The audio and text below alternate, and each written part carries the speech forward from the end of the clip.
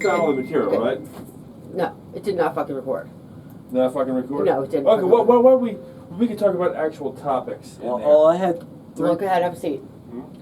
I had three things that I wanted. Well, one of them is invalid at this point. Okay. I was going to say, the first point I was going to make was I thought it was cool how we were able to transition from conspiracies to comic books, which is obviously null and void at this point. Yeah, then expanded universe. I think we were talking about that. That could be something we could actually talk about. But yeah, but the other Okay.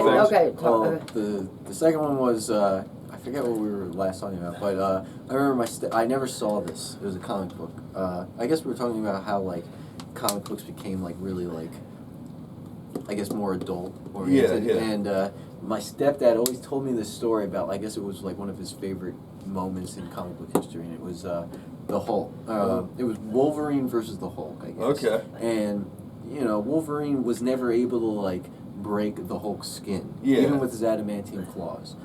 And then there was this guy who he had, I don't think they were claws, but it was like a big adamantium spike on his hands, but he was also on like rocket rollerblades. Okay. And he like, I guess there was an issue, like I said, I never saw it, but there was an issue where this guy, he like was fighting the Hulk, and he like, you know, with his rocket rollerblades and shit, goes and just slices the Hulk's stomach open. Ouch. And the Hulk goes like this. Yeah. And the Hulk, you know, he can regenerate and whatever. And so when he goes like this, his stomach just heals over his hand. Yeah. And then, you know, with his rage, just fucking rips that shit apart. Like his own stomach. Yeah. Like, that is pretty gory shit. I always thought that was so cool. That Oh, was yeah. really funny. And then the third thing was, have you ever heard of the Century? Yeah. So I always thought this was pretty interesting. So, and this goes into, I guess, kind of psychological stuff. And this is also a reason why I 100% prefer Marvel over DC. Mm-hmm. And so the Century is a character that came out, I believe, in like 2005. Okay. And the way, and I thought this was very clever for Marvel to do. They commercialized him as, he was a character from the Golden Age, the comic book Golden Age, which is what, like the 40s? Yeah, 30s, 40s. Right. And it was a character that was developed, but was completely forgotten. Yeah. Okay, and then like somebody stumbled upon like old issues or sketches or whatever of this guy, and they brought him back. Turns out it was bullshit, and they just made him up and they brought it back. Yeah, but still, interesting concept. Yeah. But so the Sentry is basically the same as Superman. They say he has the power of 1,000 exploding suns. Yeah. That was his like tagline. Okay. Or whatever. But so what I thought was so great and like beats out DC a millionfold is that the Sentry is a schizo. He's schizophrenic. Mm-hmm. So his arch nemesis is the Void, and the Void is like completely black. You know, like a figure, like a guy. He's not, not like a black guy. You know, like he's black. Like he's completely, he's the Void. Yeah. You know, and that's his arch enemy. And like he ended up throwing the Void into the sun, which is the way he killed him. Yeah. But the Void is all in his head. He is the Void. Okay. You know, so like Superman is the good old boy. You know what I mean? Like his two weaknesses are kryptonite and magic. Yeah. You know, but the Sentry, literally, his arch nemesis is himself. You know, like that is so real. You know what I mean? Like as real as a superhero can get. Yeah, you know real, right. If someone had to have that power, they would have to be really messed up. Right, and you know, like that's the lesson of every deconstruction. Right. If anyone had that power, it would have to there had to be something really bad about it. It would have to. Yeah. And like I always thought that was so like creative and so like I've never heard of anybody else like that. It would be hard to read an entire book like that. See, it didn't. I don't think it didn't last. Eventually, he was in the Avengers, even after he killed the Void, which was by throwing him into the sun. You can have him as a crazy side character, but to put an entire comic around him would be pretty crazy. Yeah, like I'm sure you're familiar, or at least heard of World War Hulk. How? Kind of. Oh, so the whole thing was. It was actually. I thought it was pretty good. Mm-hmm. The Hulk. It was. Do you ever heard of the?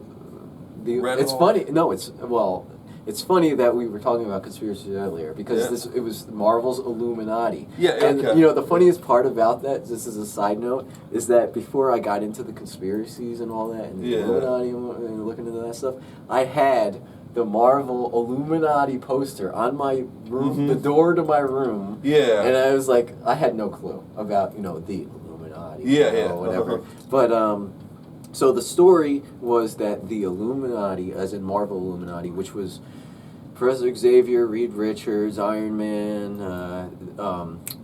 Black Bolt, which I love Black Bolt. He was one of my favorite ones. Yeah. I want to say there was one. Doc Strange.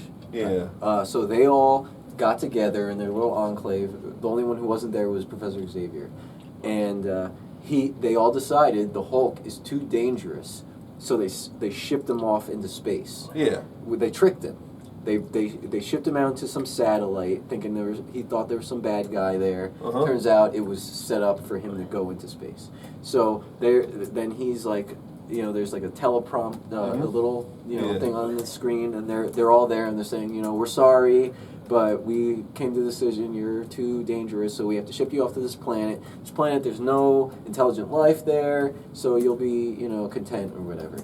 And, he's fucking pissed. So he rips the ship open, and he gets sucked into some, black hole or whatever, ends up being on this other planet, and it goes from before World War Hulk, it's Planet Hulk, and he's on this other planet, he's a gladiator, all this stuff, ends up going back to Earth, and that's when it's World War Hulk. And he's fucking pissed. And he's going after the Illuminati. And he's he pitted, he pitted Iron Man against Doc Strange, and ended up breaking Doctor Strange's hands, which already happened. That's how he became Doctor Strange, because he was a surgeon, broke his hands or whatever. And it was really fucked up. And the only one who could kill him ended up being the Sentry. The Sentry, okay, that would make sense. Right, because the Sentry is Superman, basically, except he's fucking schizo. I think Supreme was also the comic book character. No, okay, that's I forget. Alan Moore came up with him. Okay. He was the deconstructed Superman. Yeah. I'm not familiar with that one. Yeah, right. I didn't know that one. I was one of the first big things in deconstruction. There was the Squadron Supreme, with the same concept as the Watchmen, but it came out the year before. It was nowhere near as good. But you can totally tell Alan Moore must have read that. It must have been like, that was good. It was so much better if pencil, paper, pencil, paper. Alan, what's wrong? Pencil, paper, pencil. He's probably like 2 days just doing that. And I think I got my outline. That's probably how The Watchmen was written, by Alan Moore, putting it down, thinking, hey, wouldn't it be great if and just scribbling notes. He's literally and I'm not just saying, he's a magician. Like he says that he's a magician, and I don't mean hocus pocus magician. He's a real in my opinion, real magic, true magic is words. If you can manipulate making something out of nothing was the way he put it. That's literally magic, is making something out of nothing.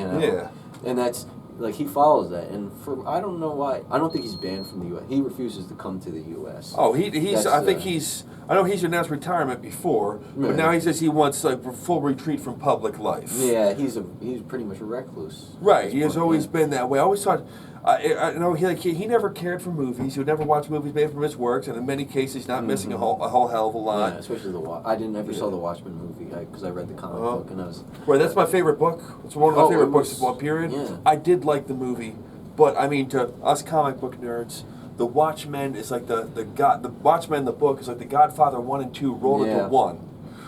So when the movie was, I finally found out they're making that into a movie.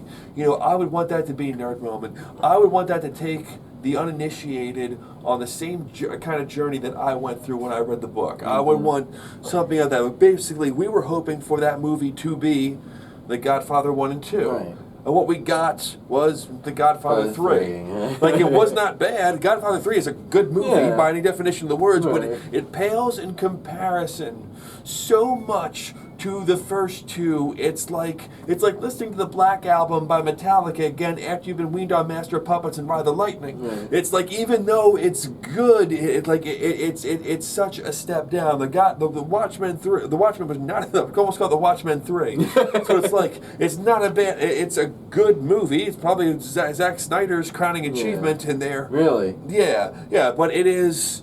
I figured it'd be 300. I put the Watchmen over 300. One thing, the strangest thing about, the most awkward thing about it is the Watchmen book doesn't feel over the top. Everything feels casual. It feels real to me. It feels real, but and not just the way events play out, but the way, even though you can't hear them, everything feels casual. The way people talk to each other, it's all subtle. That's why I always used to wonder, why should a movie like this cost so much money to make? Why should it cost 100 to 200 million to make something like this? Couldn't they make it couldn't they make the movie as good as it could be for like 50 million? Like, it doesn't have to be all action sequences. Because it really wasn't. The Watchmen was not really like an action-y. It wasn't. Every book, fight in that book is predetermined from the first panel. Right. You know who's going to win almost immediately, and it's not about like the suspense of the action. It's more about the horror of the scene. It's more about like the psychological. You know. Right. Yeah. Like, especially with the whole Doc Manhattan. That was all very like Gnostic, almost like esoteric, you know, like he was very like deep with everything he said, you know, very psychological, you know, like. Right, there's that whole issue where he talks about he doesn't know what time zone, what time he's in, and I'm saying like he was on the permanent acid trip. Yeah, he was on the he was on there. There's that one line where like he says to him like in a little bit, you're going to tell me about how you're sleeping with. I forget. Yeah. Like he was not on our timeline. He was on every timeline. You know? Yeah, you're gonna say I forget his name, but the Night Owl character. He said like a little bit. You're gonna tell me about how you're sleeping with night owls. And so and blah blah. While I was sleeping with night owls, I said, "You're sleeping with night owls. You just told me I was going to tell you that." I know. I can't control how I'm going to react. It's just something like that. I thought that was a great scene. And there's so many lines from there that comic nerds are going to have memorized, or almost memorized. We're going to wrong by one or two words. No Mandela effect in there. But you know of course the big one that you don't get it. I'm not locked in here with you all. You're all locked in here with me. And the big one. When was I going to send it out? I'm not a villain from a 1930s pulp serial. I really think I'm going to tell you all the details of my master stroke if there's even the slightest chance you could stop me. I sent it out 35 minutes ago. You know, everyone remembers, any nerd worth his salt remembers those lines, you know. It was, right. All those things stick with you, just like, some of the great movies produce so many great catchphrases. I bring up The Godfather. The Godfather's this encyclopedia. Leave the gun, take the cannoli. Make him an offer he can't refuse. Because like the dialogue's so good because it's not about writing snappy dialogue. It's about making a great movie and the dialogue snaps into place. And the Watchmen has that same gift where it's just some of the best the best singular lines in there, like, and Rorschach has most of them. He has most of those great lines in that grainy ass dialogue. Because the way that I saw him was like he was like that noir character. Yeah, you know what I mean? He's based on The Question. Right. So he is that noir character. The fedora and the trench coat, you know, like, and he was very mysterious. And he was unknown, like just like The Question, you know. Right. Yeah. So and then Travis Bickle, he's very similar to like from Taxi Driver. The opening monologue of Watchmen is very Taxi Driver like. Yeah. It's in that. It was all that stuff, and I remember, you know, it was like this perfect idea of deconstruction of what it would actually take for someone to do with it. And I always thought if I was a teacher and I had to teach that book, the first thing I would do is I would make them read the first issue. I'd talk about the story that happens at the end of the issue. The story from the excerpt, the one guy's novel, where he talks about how his father was a car mechanic, and there was the whole thing where like the guy who ran the auto shop kills himself. That whole story, and it all comes out as his because he finds out where all the novelty he would go to Coney Island and pick up all those novelty gifts like fake breasts and everything, and he has all that on. Then he gets a letter from his wife saying that she's been having an affair with one of his mechanics, and they ran away to Hawaii. Right. So then maybe it would have been before Hawaii was founded. I forget what state they ran off to, but then he finds that, so he walks outside. He's got Ride of the Valkyries playing on his phonograph in the background. He's got the fake titties hanging off in the fake fetish gear, and then he says, my wife ran off with Larry. They've been having an extramarital affair. They're now in Hawaii. And everyone just laughs at him. And this is the comic book. Yeah, they talk about it. Which is crazy, though. That they would even talk about this in the comic, because it's all in the prose section. Right, and you find out later on he lets them all go early, and then he kills himself. But that is crazy to me. That everything that you just illustrated. And it's funny that you can use that word illustrated. Yeah. But that is so you can get so much from that, and that's from a comic. And that's the prose section. It was written. Yeah. It was written. Mm-hmm. It wasn't the picture comic book, but still from a book from a comic book. Yeah. Even I was thinking about this earlier when you were talking. It's even with a comic book, which shows just stills, basically pictures and whatever, you still use so much of your imagination. You know? With them, that's my problem with movies, with film, is that I shouldn't say with film, but with novels or comic books being adapted into film, is that when you have books and comic books, you use your imagination to fill in the gaps. And with a movie that's destroyed.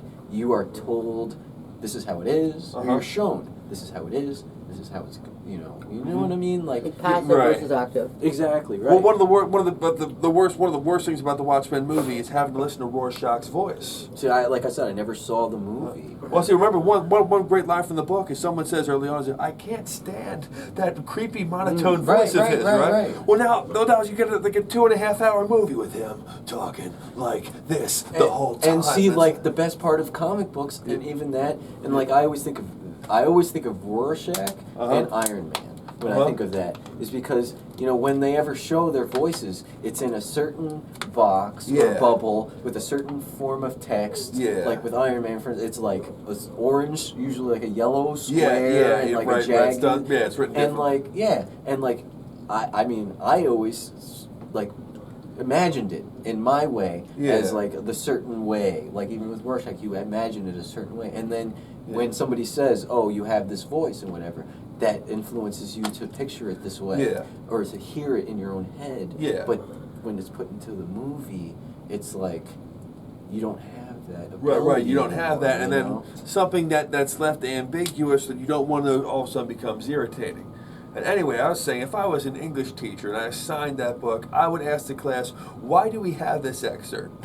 Because later on it becomes pretty much extraneous to the plot. Right. Why do we have this? And anyway, as far as I can tell, the idea of deconstruction of a superhero, him sitting there wearing that creepy outfit over there, basically he's what the superhero devolved into later on. Like a laughing stock. Literally, it's a psychological entity. Literally, the Rorschach test is a psychological test. Right. That is a test, and then that's what I found with the book. So I thought that was interesting with that. But the idea, because that all comes up. That turned the whole medium on its head. That and The Dark Knight Returns. And then Craven's Last Hunt. Of course. Another absolute classic in there. That book is actually scary. And that was during the whole Venom phase of Spider-Man as well. That was before Venom. Oh, it was before Venom. Yeah, because remember, Vermin's in that. Okay. What happens? Well, that's when he buries Spider-Man, right? Craven does. Craven buries him, and then he takes on the role. Right. And then he considers himself to be the better of the two, even though he's totally got it wrong. Right. He's going out, he's brutalizing people, even saves Mary Jane from the mugger, but breaks the guy's arm. Then she's not particularly grateful. She's like, what the hell's wrong with you? Over there, I don't know what's wrong with her, whatever. And then later on, it's then later on at the end of that, because he finally did what he can, he can't go on any longer. He just he ends up killing himself. And that kind of reminds, it's a little it's not off topic, but that makes me come back to what we were talking about before we lost everything. Was how Marvel is so much more like humanized than DC, and because that made me think of the Gwen Stacy thing, right? You know, and how Spider-Man inadvertently killed Gwen Stacy. You know, with he snapped her neck. Yeah, the web over there, right. But he was trying to save her. And like, I don't think you will ever see that in a DC comic book. Maybe nowadays, I guess, but at this point, it's been done. Well, that was maybe people see that as the end of the Silver Age. When that happened, not to mention the following issue when the Goblin gets impaled, right? When they're bringing him back was pretty ridiculous. He didn't have a chest to breathe with. But not even just that. But and then Harry Osborn, he overdoses. Right. He gets hooked on pills. Yeah. Then can you blame him for getting fucked up? His father was the Green Goblin. His father was dead, so he gets hooked on pills. He overdosed on the Green Goblin serum. You know, whatever. Well, that's how I have the issue where he goes crazy as the Goblin. He finds the Goblin serum and he injects himself with it, but it's like it's tainted, it's improper, so it's driving him crazy. Right. And then he holds his whole family hostage. It's such a creepy issue. And of course, Spider-Man beats the living fuck out of him. But and then he gets thrown away in jail. I guess he died in jail. I missed the others. Geez, I don't remember that. I don't know if he died in jail from the after effects of what he took, or but whatever he was taking. I thought he died on the way to the hospital. Okay, well that would make sense because it was very soon after that issue. Yeah. So after Spider-Man pulverizes him and he gets arrested, but he says he's going to give away Spider-Man's identity at some point, and then it was within that year. It was within a short time after that he ends up dying. Yeah. From the after effects of that, and then of course they bring back when I found out they brought him back to life, I was like, "Will you give me a fucking break?" You know what did it for me that really like killed me on Marvel? Even before, Bucky? No, even before. Well, I mean, like when I collected comics, it was much later in the game. It was like I said, I started in like I want to say it was 05 to 08, 09. And it wasn't that long of a period, but you know, I was well up on the whole, you know, storylines and whatnot. It was when they killed Captain America. And then they brought him back in the most ridiculous way. In the most ridiculous. Like when they killed him, I mean, and I won't say great, but you know, they killed him. Okay, do it, kill him. Right. He's not coming back. And the whole story was for him coming back was so dumb. It ended up being, It was a Deus Ex Machina within Deus Ex Machina. It was his girlfriend ended up shooting him with some gun that took his like life force or something. Took his life force back in time. It was almost as bad, if not. It might have been not as bad as the whole Superman thing, because the Superman, him dying and coming back, I thought that was such bullshit, man. You know how he like. You know, Doomsday killed Superman and whatever. Yeah. And then they had the 4 Supermen. They had. I remember that was all brand new. The android guy. Yeah. There was Steel, Superman the Eradicator, and the Cyborg Superman. Yeah. And the 4 of them were doing their shit. Eradicator and Cyborg Superman were obviously the fucking bad guys. Like one was basically Terminator, you know. Well, I think the Eradicator ends up helping them. Well, I think the Cyborg Superman's the bad guy. Right. The real it ended up being that like the Eradicator had fought Superman back like prior, and like something happened where they both got shot with some beam that like took Superman's life force and put it in the Fortress of Solitude. So meanwhile, while these 4 new Supermen, you know, they weren't really Superman, were doing their deal, Superman was being recreated in the Fortress of Solitude. It was some hokey bullshit. Right, complete Deus Ex Machina. Exactly. When you take a plot point out of left field that doesn't make sense. I think with Captain America, never followed exactly how that happened, but the thing was, he's lying on the steps dead with a bullet in him.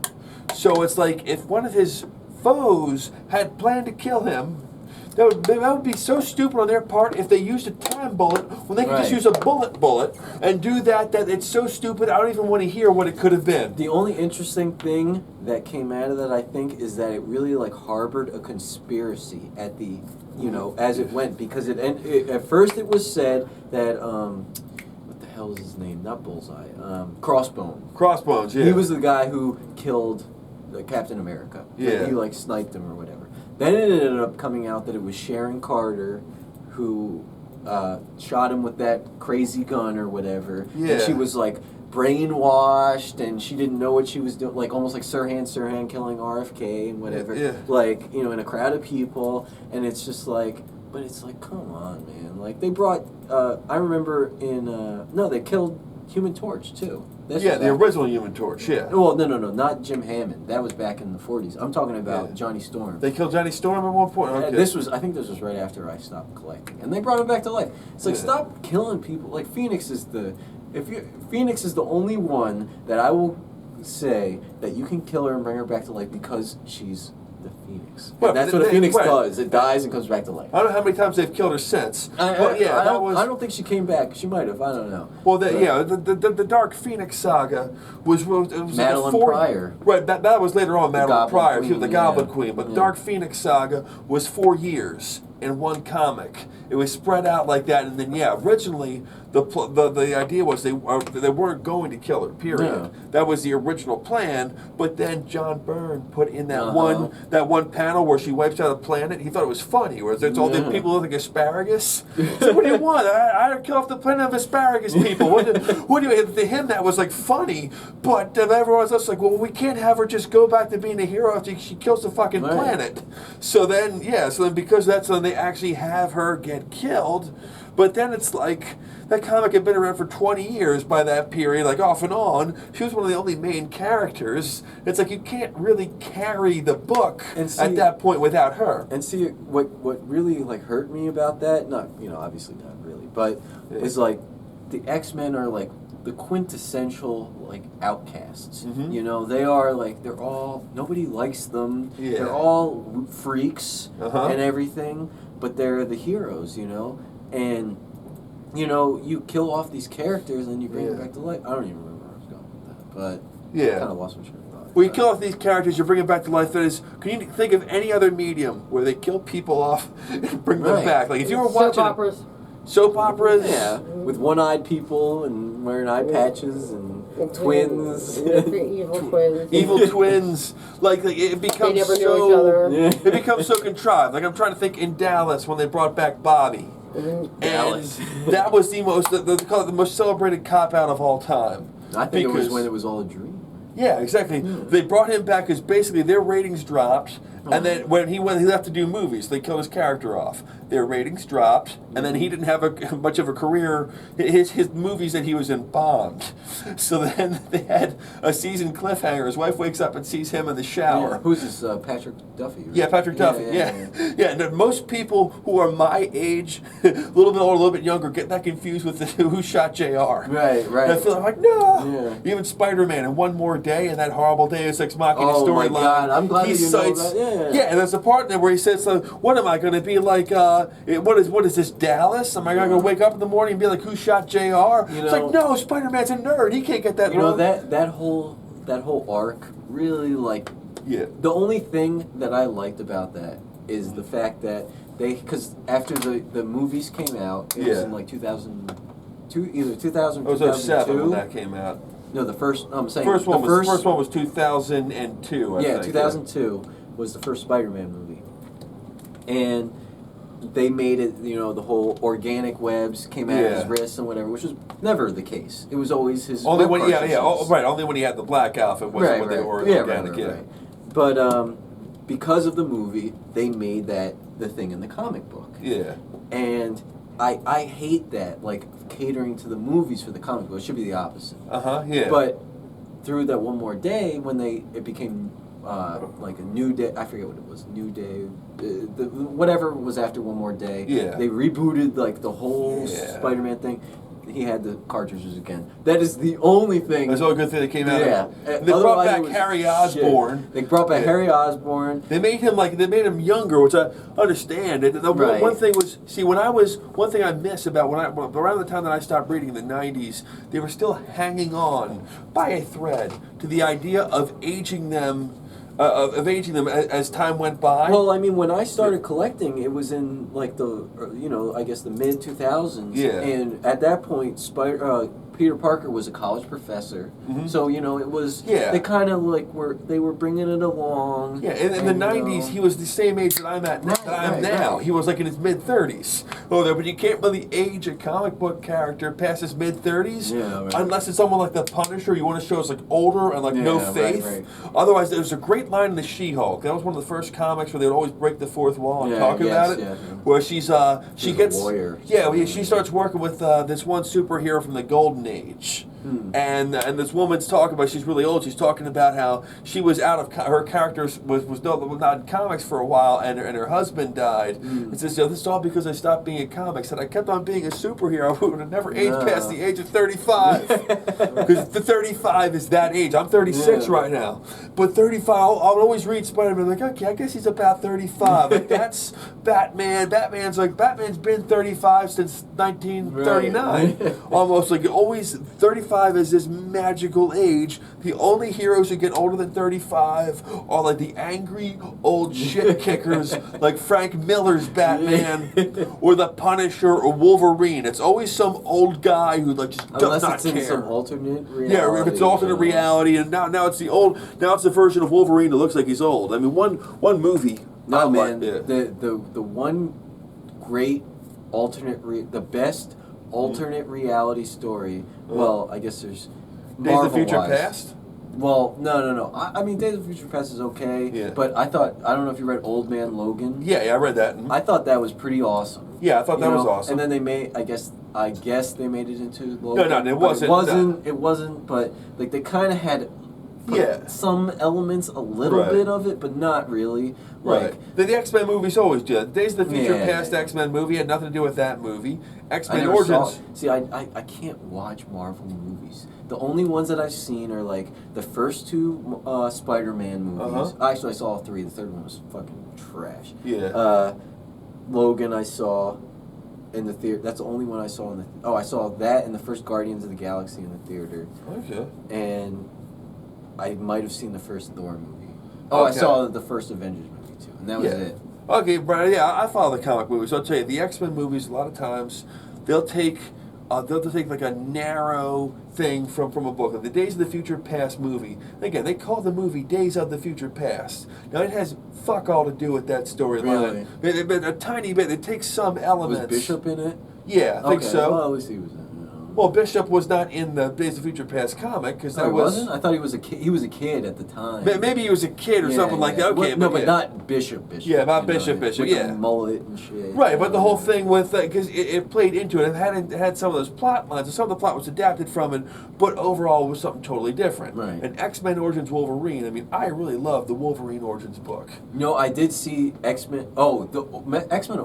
Wolverine Origins. That whole thing. Wolverine Origins miniseries. Oh, you mean the original Origin when he was a kid and everything? Yeah, when they showed that. No, that was great. That was great, yeah. Yeah. Now, the X-Men Origins Wolverine movie, you haven't seen it good. No. That's the weakest one with him. Isn't that the one where Deadpool's at the end, but he's like... Yeah, but it has nothing to do with Deadpool. Yeah, it's like some other shit. But Ryan Reynolds, I think, plays him. Yeah, Robert plays him, and they make fun of it in the Deadpool movie. Okay, I saw the Deadpool. But that's pseudo X-Men. Right. That takes place in there. But anyway, the X-Men Origins Wolverine movie, which was, I don't think it was garbage, but I wouldn't call it good. Let's just say that took a little bit from. That took a tiny little bit, like the first 2 or 3 minutes from the comic book. Yeah, from the comic book. It had like one scene early on. It takes from that. That's it. And then the second one. It's called The Wolverine. I never saw that one. Okay, that one was very good. The trailer looked good. Yes, that one was very good. One thing, the big, I think it might have been R-rated, right? No, that was PG-13. Okay. That's when he loses his powers to a degree. Okay. But he can come back, and it's got this fight. A lot of criticism. The end fight against the Silver Samurai Yeah, it's a little too over the top. You lose your suspension of disbelief because the thing it's like it's just too out there. But aside from that, it's like a really good movie all the way through. A lot of that was inspired by the Frank Miller miniseries. Didn't Darren Aronofsky do that movie? No, he was attached to it. He was going to. Yeah, and then he didn't do it. But I mean, the guy they got did a very good job. At one point, it brought in some elements of the Miller series, but just elements. There's stuff here and there, but overall, it's not that. So by the time the Logan movie came out, I noticed in the Logan movie, he's James Howlett. and whatever, you know, which was his name. Okay. Origins, you know, that was his name originally. And okay, yeah. But that's, I mean, that was, and like, the one thing that I loved about Old Man Logan, that I thought they were gonna do in the Logan movie that they didn't, was why he became Wolverine, Logan versus Wolverine again. Right, where he accidentally kills the everybody, and because of Mysterio, of all people, who the should have fucking been able douchiest character, you know, who shouldn't be able to trick his senses out of there. But yeah, who knows if he has all those other people on him, right? Yeah, so and the weird thing is, and he puts his head on the train just to fucking after he does that. That's like so fucked up. Right, it was so messed up, and you had that ending fight with the Hulk. Yeah. And what was strange, in this one, because again, by the time this movie came out, I had been trained by every other X-Men movie to know it's going to have minimal to do with the books. But I remember people were still saying X-23. Yeah, it had some stuff. I remember people were still saying like, you know, will this be an adaptation of the book? I'm like, no, the Days of the Future Past wasn't. And I remember one person was asking me like, would it have Captain America's shield? And I'm like, but pay attention to your movie studio politics. But Disney owns that shield. But see, you know what's funny about that is that is like a gimmick to draw people in. And like that's why I have a big problem with Marvel movies, whether it be Fox or whether it be Marvel Studios or whatever. You know, they feed on that shit. You know, like they feed on the people who know the comics that want to see that stuff, and they use that, I feel like, to draw people to. It's all about money, you know. At the end of the day, these movies are about making money. And Marvel doesn't make money from a Fox movie. No, they don't.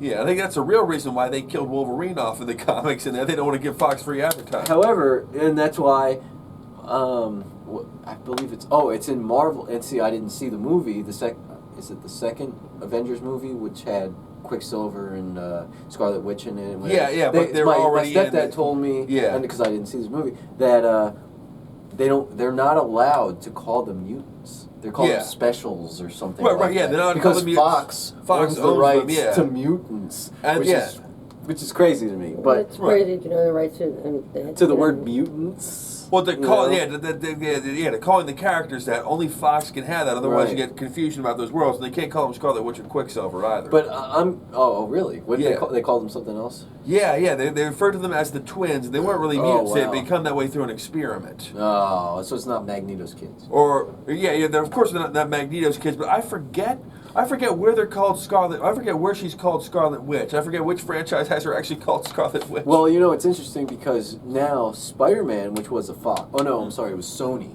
Sony, yeah. Now he's still co-owned by Sony, but now he's in the MCU. Yeah, they made some deal, so now it's because they put him in the Avengers movie. Or no, it was in Captain America. They put him in Captain America Civil War. That I did. I saw that one as well. I really enjoyed that. But now they have Homecoming. I don't even. I'm gonna check out Homecoming. I mean, I'll look it up on a fucking live stream. I'm not gonna. That's my thing. I refuse to pay money to watch these movies. If somebody wants to buy me a ticket and bring me to the movie, that's something. But I will not put my money in to watch these movies because it's like, I don't know, man. I'm so like gung-ho about the comics and the way that they were and the way that you read them and you as the reader, you know what I mean? Yeah, man. I remember. You know what I mean? Yeah, it's right. The thing is, like, they change things around so many times in the comic. I'm always up for a different interpretation. But it's just the imagination aspect of it. I feel like, you know, it's just like, even, you know, when you read a book, when you read a comic book, even like I was saying before, like there's so much more room for imagination.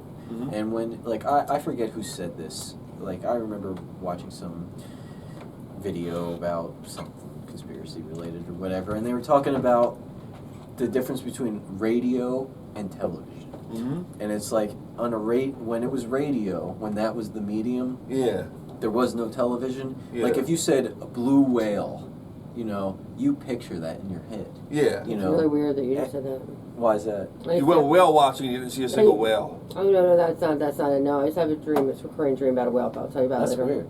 Well, like my right now when I say blue whale, you picture it a certain way. I picture it a certain way. She pictures it a certain way. Yeah. It doesn't necessarily mean that all of our ways are the same.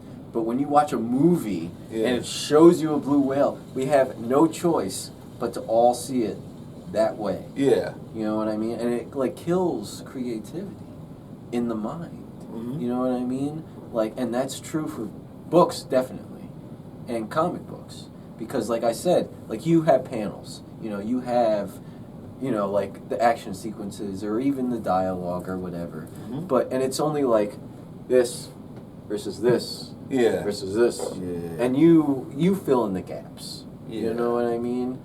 But with a movie, you don't have that choice. You really don't have the choice. They make the choice for you. And I think that's kind of, and that's like I was saying earlier, like with the comic book movies, it's like, it's a whole, you cut out that whole aspect of it. Mm-hmm. And I think that's very detrimental to the whole comic book medium, the graphic novel medium. Mm-hmm. And it takes away from that whole thing, because I think whenever I hear something is bad, I mean obviously crack is bad. You know, Yeah. don't do crack. But like reefer madness, comic books rot your brain and whatever, there's a reason that's being pumped out, I think. Mm-hmm. I think. And it's because they don't want you to use certain things. Like obviously, you know, the whole marijuana, cannabis thing, that's a whole other subject. But like with the imagination aspect of things, that's the most powerful tool that any human being could have. Yeah. And then, you know, that comes back to music.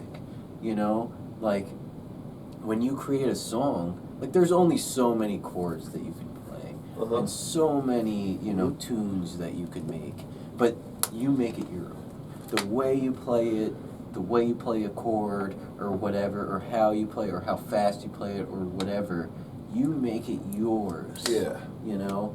And when it's commercialized, that's nixed. That's out of the picture. It's auto-tune. Auto-tune is a good example of that. You know, it's like, it's almost monotone, you know? Yeah. Do you know what I'm getting at? Uh-huh. Right. It becomes, it loses so many of its dimensions when it becomes fully acted out. I mean, I for one, I've always enjoyed it when they were able to pull that off. And I think that maybe the best of the movies allow you to keep using your imagination like that. Yeah, I agree. But the best of the movie, there's not many out there. Uh-huh. You know, like I think, like I have a big gripe with Disney. Uh-huh. A big gripe with Disney. Many gripes with Uh-huh. Disney. And like, I think I want to say first they bought Marvel, then they bought Star Wars. If it wasn't. Yeah. Yeah. Marvel, Star Wars, yeah. Yeah. Mm-hmm. And that just like killed me. That killed me because those are my two favorite, you know, imaginative things, you know? And it's like, that went the way of the fucking, what was the way of the buffalo? Yeah. Who said that? Jackie O. Yeah, Jackie O, yeah. The way of the buffalo, you know? There's no more of that anymore. You know, that kind of reminds, this is like, I'm fucking going all over the place, but that reminds me of, I'm not a big fan of this, I won't say her name, but she's in the conspiracy realm. And she brought up how, you know, you have these comic book conventions. Like, I used to go to Comic-Con. I loved it, but now it's so commercialized, partially because of the movies and stuff. And, you know, you have people who cosplay. You know, they take so much time and so much material, so much money, and so much, you know, everything, so much of their hard work to create these costumes of these characters, whether it be Captain America, Miss Marvel, whatever. Apocalypse, Apocalypse, even whatever. And they deck themselves out, and they might look exactly like that character, but at the end of the day, that's a character that somebody made. Yeah. You know what I mean? That's not theirs. Those same people could easily make their own character, make their own costume, completely new. But it's like, it's almost like the argument from this woman that I won't name, it was that Disney and corporations like them have hijacked imagination in the sense of, and even Stormtrooper, you know, that whole deal and whatever. Yeah. Actually, Stormtroopers are even worse because that's like the Nazis, you know. But it's like they've hijacked imagination where it's like you can only you can have your creativity, but only in this box, in this bubble. Well, I remember reading about this back in college. We're talking, but back in like 2002, a good 15 years ago. They're talking about how there was all these fan-made Star Wars movies that were coming out at the time. And fan-made Star Wars and Star Trek movies, because you finally had like home movies that could use computer animation. And they said in the article they could produce special effects on par with like a 70s Star Wars movie, which they absolutely couldn't, but whatever, that's what the writer said. And they were asking people, like, if you can do all this with the effects, why are you choosing to do this with it? Like, why aren't you making your own thing with it? And what they were saying was, well, it's so cool to be able to put yourself up there with a real lightsaber, basically. And I think that's well before Disney stepped in. That's when that's true, because like even like well before Disney bought Star Wars or Marvel or whatever, I can distinctly remember a friend of mine and I loved it. It was so fun, you know. We made like a fucking Star Wars little movie, like our own little thing where we would lightsaber fight in the pool, and like we jumped in the pool and then played it backwards, so it was like, you know, the guy got force pushed and then jumped out, you know, play it backwards and whatever. And it's like that, you know, that's using a made thing and doing your own thing with it. But you know, like you don't see so much at the very